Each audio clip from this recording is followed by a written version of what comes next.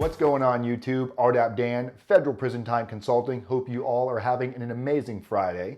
Today we're going to be discussing the fact that Taft Federal Prison is shutting their doors for good.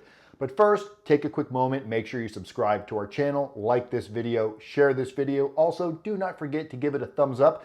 Leave us an awesome comment in the description of this video if you find any of our content valuable. Also, if you haven't done so, text the word YouTube to 76626. That will put you on our text messaging notification list. Come follow us on other social media like Instagram, Facebook, Snapchat. We're actually going to be posting a really cool video over on Instagram next week. If any of you wonder how good is coffee in federal prison, one of my amazing subscribers actually sent me a package in the mail, and it just happens to be the exact coffee that you purchase on commissary. Yes, Keefy Coffee. Make sure you come check us out over on Facebook and Instagram where that video will be posted. Now, jumping into the topic today, I have several clients that are at Taft Federal Prison. Taft is a private prison owned by a company called Management Training Corporation, or MTC. Many of you may have heard of that, many of you maybe do not know that, but Taft is a private prison that contracts their prisons to the BOP, Bureau of Prisons. I have several clients that are there, and I received a call from one of my clients last week that has informed me that the prison will be closing. Now, we hear these kinds of rumors quite often. We get calls all the time saying, hey, they're going to be closing these camps, they're going to be kicking us at a halfway house or home confinement. Can you verify this to be true? So of course, when I received this phone call, I thought maybe this was just another inmate.com type of a message. But after looking into it, sure enough, it is a fact. Taft will be closing their doors for good officially on January 31st of 2020, which means they're going to start moving people between now and I imagine Christmas. We should see quite a few inmates being relocated from Taft throughout the Bureau of Prisons to different prisons. Now, Taft can house somewhere right around 2,500 inmates. So this can be a problem trying to figure out where everybody is supposed to go. All kinds of rumors are being spread. People think maybe they're going to go right to home confinement, right to halfway house. Now, I can tell you, if you have right around a year or less left on your sentence and you're at Taft, there is a good chance that you might go directly to the halfway house because it could be a population problem trying to figure out where to send everybody, as a lot of the prisons in California are near capacity right now. Also, there is the ability to put what's called manager variables on the campers, which means they could actually go to a low security. You'll see a lot of times they can put a management variable where you can go up one or down one classification. So in this case, everybody there is at a camp, so they can only go up from there, which means they could possibly be moved to a low security. One of the other big fears that a lot of the individuals at Taft are having right now is, are they going to be transferred to the Oklahoma Transit Center? And everybody's thinking they're going to get put in shackles, they're going to be in handcuffs. A lot of the individuals that are in camps or at Taft or any other camp for that matter that had the ability to self-surrender has potentially never been in handcuffs or shackles or any type of actual prison transport. So this can be quite fearful. And again, the fear of the unknown is really going to step in. So I have to tell you, you have to be prepared and expect the absolute worst. That is a possibility. They could just ship everybody to Oklahoma and let Oklahoma decide from there where they're going to be shipped and where they're going to be redesignated once they arrive there. Or they could start designating your loved ones right now to other camps in the area, whether it's Lompoc, Sheridan. We just don't know. They could be sent anywhere because we do not know what the capacity is at these other prisons or how close to capacity they are. But it is a fact that Taft is closing. Taft also has about 340 employees that work at Taft, and in the town of Taft, it's less than 10,000 people that live in this town. A lot of money is generated from this prison. Something around $4 million a year is what this prison generates in revenue. So it also provides a lot of jobs. A lot of people are going to be without work. Some of the rumors we're hearing right now from some of our clients and inmates over at Taft is that staff is mentally checked out. Staff is no longer pushing through paperwork. Staff isn't putting anybody in for halfway house. One of the rumors that we heard, there's a case manager there was flat out telling people, I'm not lifting a finger. I've basically checked out. I'm about to lose my job and I'm going to be retiring after this anyway. So we are potentially seeing staff no longer take their job serious. We're even hearing rumors that for any little thing, staff potentially is throwing inmates in solitary confinement. You have to understand your surrounding right now. If either you're going into Taft, you've been designated to Taft, you have a loved one at Taft, now is not the time to go fluster the correctional staff that's working there. A lot of them are going through also a very tough period as they're about to lose their jobs unless they're willing to relocate somewhere else. This is a big deal for this whole city.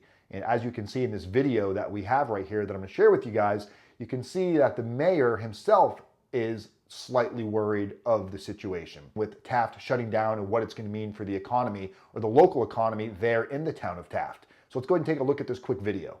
Tuesday, the city of Taft blindsided after the Bureau of Prisons notified city officials one of its biggest economic drivers will be shutting down January 31st of next year. There were no indications to us that they were contemplating closing that facility. The Taft Correctional Institution holds around 2,000 federal offenders, as well as 342 private employees. And according to city officials, 60 to 70 of them call Taft home. Biggest concern is the employment of those people that are working there right now, the negative fiscal impact on those employees and those families. Last year, the Bureau identified one of the buildings at the prison was in need of repairs before commissioning a comprehensive evaluation of the facility and determining it would need $100 million to bring the prison up to code, money the BOP says they don't have. The population of that institution is also developed into our population here at the city of Taft. Taft is home to around 9,400 people, but that number will drop by close to a third. And according to the city's chief of police, that could have a crippling effect on the local economy. Any grant funding or state or federal funding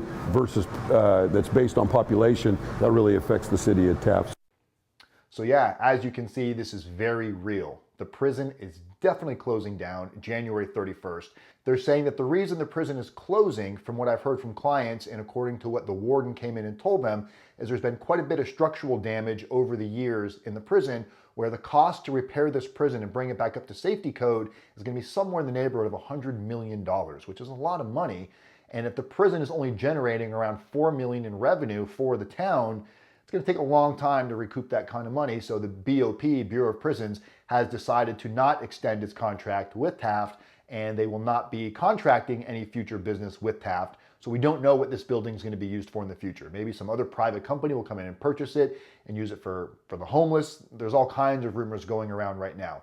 But the immediate issue at hand is your loved ones. And if you're getting ready to go to Taft, or you're already at Taft and a loved one's watching this for you, you're in turmoil right now. You do not know what's going to happen next. And this resurfaces all of those old fears and thoughts that you had prior to going to prison of the unknown, what's going to be next. Are you going to get your halfway house? Are you going to get additional home confinement?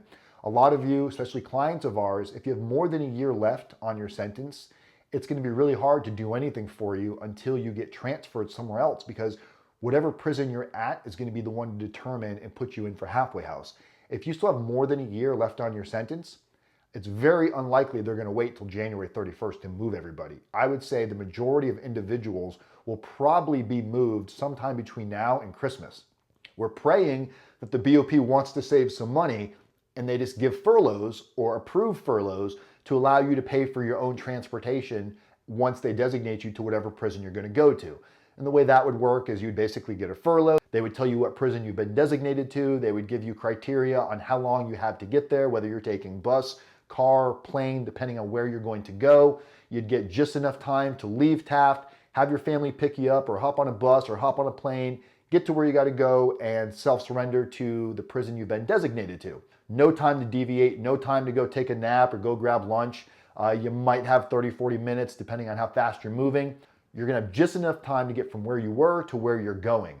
So if you have a loved one at Taft Correctional Facility, Federal Prison Camp Taft, and you don't know what to do, you're a little lost and confused, and you want to know what some options might be, again, my phone number is plastered on the screen. It's in the description of the video. We also have a consultation link if you want to find out how we might be able to help you or your loved one prepare for the best possible case scenario, serving the least amount of time in federal prison, or possibly not going to federal prison at all, which is always the goal. Finding out if you can qualify for RDAP, finding out about the Second Chance, First Step Act, additional halfway house. These are all things that we put a lot of focus and energy in, and we have a team of experts from Jenny, Tom Good. You've met a lot of these people. You've seen a lot of them on our channel. Tina Kozar, I want to welcome you home. If you don't remember, we did a video with Tina Kozar as she was getting ready to self-surrender to prison about a year and a half, 2 years ago now. And she just got released. I got a text message yesterday. She was actually on her way to home confinement, and she can't wait to come back on and share her journey with you guys and tell you how working with us benefited her in so many different ways, not just from shortening her sentence, but also how it helped her and her family have peace of mind of what she was going through. So Tina, welcome home. I'm so happy to hear from you. Can't wait to have you back on the channel. Guys, I'm RDAP Dan, Federal Prison Time Consulting. People helping people, communities method, one day at a time. Love you guys. Peace.